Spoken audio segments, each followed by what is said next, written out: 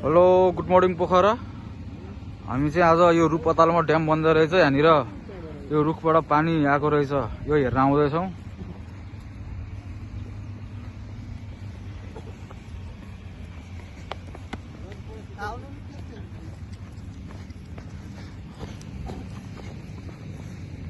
रूपतालमा पानी त अचम्म तल आइरहेको रहेछ। धेरै रुख तलबाट माथिबाट कसरी आयो यार। साथीहरू 3 जना 4 जना छौँ। हिजो सर हुन्छ रूपतालमा दिएको रहेछ।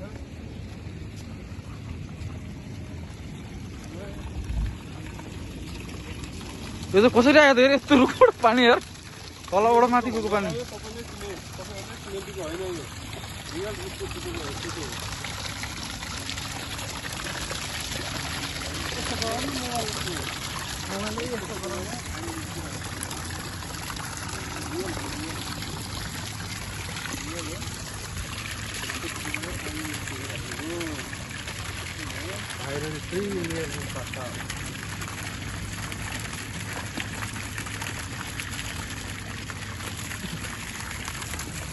रियल हो है, यो रियल हो।